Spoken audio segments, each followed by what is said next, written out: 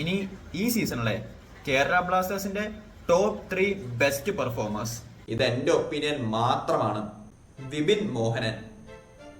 വിപിൻ മോഹനന്റെ midfield partner Alexander Coeff ആയാലും ധനീഷ് ഫറൂഖ് ആയാലും ലൂണ ആയാലും വിപിൻ മോഹൻ ആ മിഡ്ഫീൽഡില് സ്റ്റാൻഡ് ഔട്ട് ചെയ്തു. Second, Jesus Jimenez. ഡിമീനെ ഈ സീസണിന്റെ സ്റ്റാർട്ടിംഗിൽ സെല് ചെയ്തപ്പോൾ എല്ലാവരും ചോദിച്ച ക്വസ്റ്റ്യൻ ആണ്, ആരായിരിക്കും ഡിമിയുടെ ഗോൾസ് റീപ്ലേസ് ചെയ്യാൻ പോണതെന്ന്. ആൻഡ് ഹെസൂസ് ഹിമിനേസ് ഡിമിക്കുള്ള പെർഫെക്റ്റ് റിപ്ലേസ്മെന്റ് ആയിരുന്നു. And number 1, Noah Sadaoui. ഈ സീസണിൽ ചില പോയിന്റില് നോവ അൺപ്ലേയബിൾ ആയിരുന്നു. യെസ്, ചില സമയത്ത് നോവ സെൽഫിഷ് ആണെന്നൊക്കെ കുറെ പേര് പറഞ്ഞു. പക്ഷെ എന്റെ ഒപ്പീനിയനില് എല്ലാ അറ്റാക്കിംഗ് പ്ലേയേഴ്സും ഒരു ഡിഗ്രി വരെ സെൽഫിഷ് ആണ്.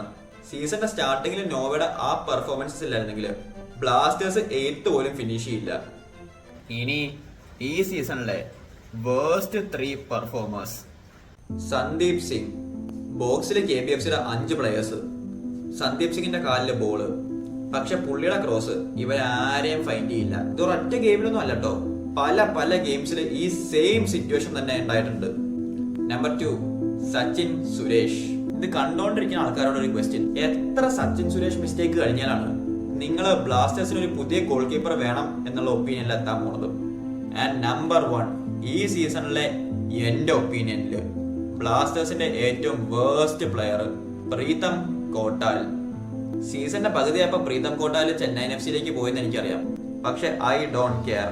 ആ സഹലിനെ സ്വാപ്പ് ചെയ്ത് പ്രീതം കോട്ടാലിനെ സൈൻ ചെയ്താണ് KBFCക്ക് പറ്റിയ ഏറ്റവും വലിയ സ്കാം. So that's it. അതാണ് KBFCയുടെ 2024-25 സീസൺ റിവ്യൂ.